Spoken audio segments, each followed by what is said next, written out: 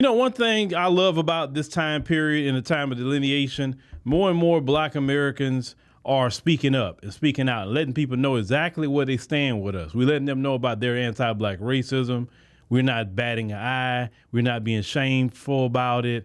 We're not scared to say it. And this is good. I've been waiting for this time period for forever for Black people. Now, case in point, you have this sister being interviewed, and it's by this Puerto Rican lady.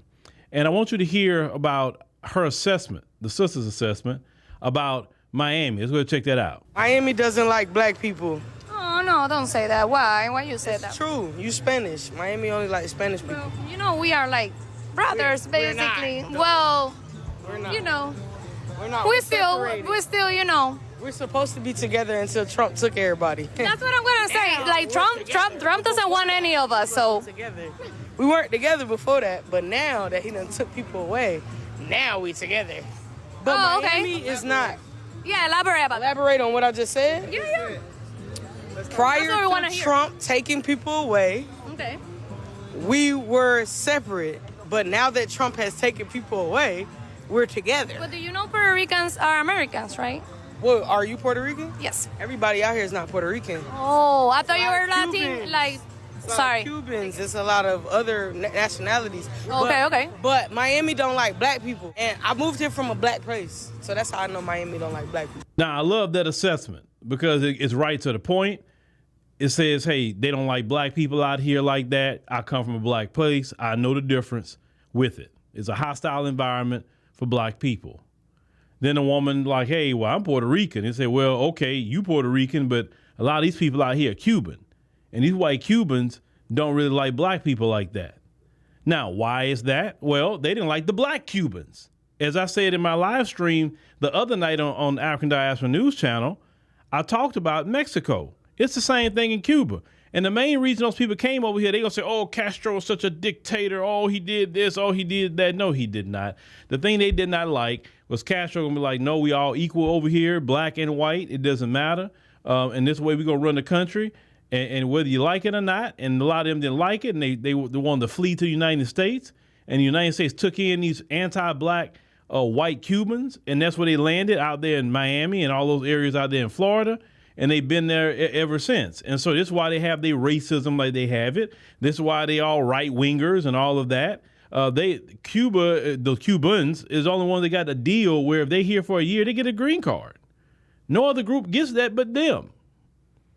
Now, I'm hoping the Trump administration tear that up because they need to get put in the same pool as everybody else. Why do they get some sort of special treatment?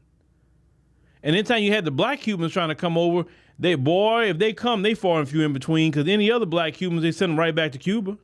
It's a lot of Black people in Cuba. You can go check it out, the videos on YouTube and see that. There's a lot of Black people there. You wouldn't think that, look, being in Florida or Miami in particular, you wouldn't even think that. Beyond which, I met a Black Cuban for the first time a couple years ago. And it threw me off. I didn't even know she was Cuban until she started speaking. And she told me she was Cuban. Because anytime you see a quote unquote Cuban, you see the white folk. Now, also like what the sister said was about, no, we're not brothers, but all of a sudden when Trump started getting you out of here, all of a sudden now we brothers. And let me tell you about that. They all want to be brothers. They all want to be friendly with us when white supremacy is on their head. See, they never fight white supremacy on their own. They want to call us to go fight. No, you go fight.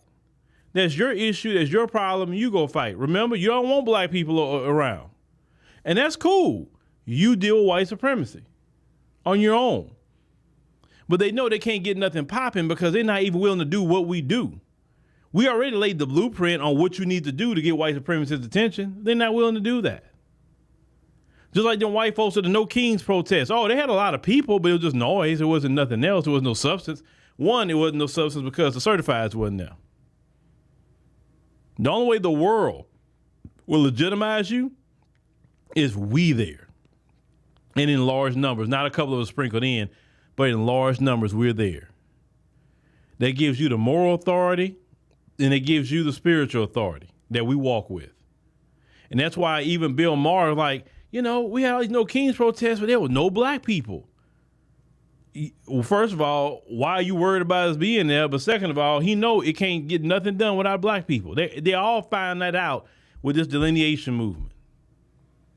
When the immigrants were getting in ICE, getting at them, who they were calling? Were they calling white people? Were they calling Asians or Arabs? No, who were they calling? They were calling for us. They'll say, hey, we under attack. Black people, we need to stand together. We was out here for George Floyd. Not a nab black person asked any of you could come out for George Floyd. We've always stood alone and fought white supremacy on our own, toe to toe. So you came out of George Floyd at your house with George Floyd because you had cabin fever and because you wanted to. That's why you came out. You didn't come out because you just so cared about George Floyd. But you could never throw that in our face, we came out for George Floyd. We didn't ask you. You came on your own. But you're asking us to go protest ICE. And we like, hell no. That's not, we're not immigrants. Well, why do we got to worry about ICE? We got enough issues and problems in black America that we need to solve. But yes, we got to continue to call out these groups and let them know exactly where they stand on their anti-black racism. And let them know you cannot get help from the black community because you sat up there and sided with our open 400-year enemy. And you did it willingly, even though you wouldn't be in this country, it wouldn't be for us. That's the biggest slap in the face. People wouldn't even have the opportunity to come in this country, it wouldn't have been for us. And then they get over here, they side with white supremacy, the main people that didn't want them over here, to be against the people that got them in. That's why I say the greatest thing that black people have ever done was removed ourselves from the mix. Leave everybody alone. Only worry about us. Only worry about what we're doing as a community. We don't have to worry about nobody else. That is the most beautiful thing that we can do as a community. Worry about ourselves. Let everybody else fight their own battles and solve their own problems. I don't know why, but some black people want to be out there in Miami so bad. Shoot. You know how many cities we got in America that's fly? I'm the type of person, let them have it. That culture, it's not just black people. We've seen a lot of videos where they talking about, they don't like people that have weight on them or whatever case may be in Miami. I wouldn't spend a dime over there. It's plenty of cities you can go to because, some even the quote unquote weight requirements is ridiculous. It's not even morbid obesity that we're talking about. And even if somebody is morbidly obese, like who are you to discriminate against somebody? They money spent like anybody else. That's how I look at it. I don't care about nobody's weight. If I'm in business, I care about getting $1. That's it. What you got? Visa, MasterCard, Discover, American Express. What you got? Cash? What do you have? That's all I care about. I don't care about no color. I don't care about no weight. None of that. Especially the nightlight spots and all of that.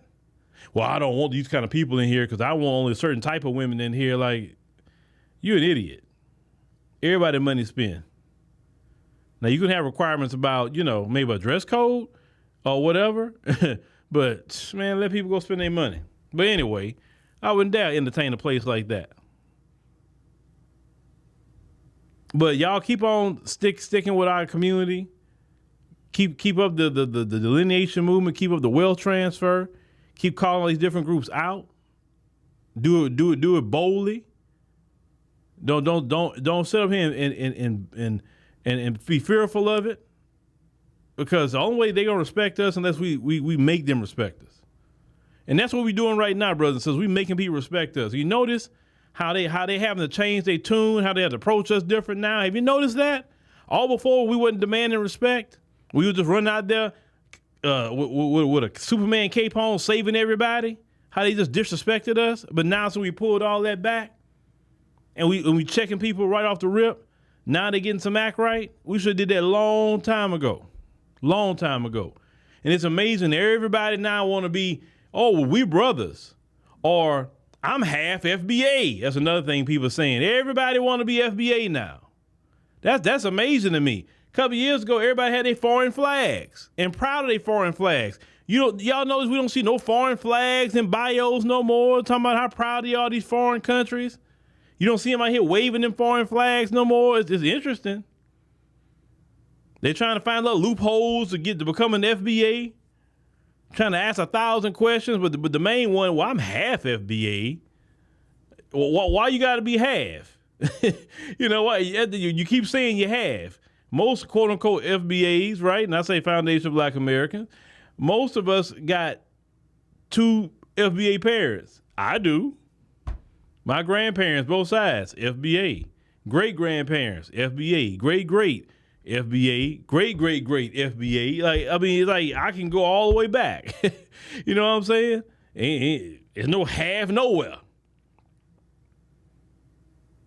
Not to say some people aren't legitimately half, but I've been noticing a lot of people trying to backdoor into the lineage that way. But shout out to the sis over there. Call them folks out and let them know. No, we ain't no brothers like that. No, you don't want to be a brother when the ice truck's pulling up. No, we cool. You go it on and continue to do what you do, and you go holler at Trump and ICE, and y'all work that out.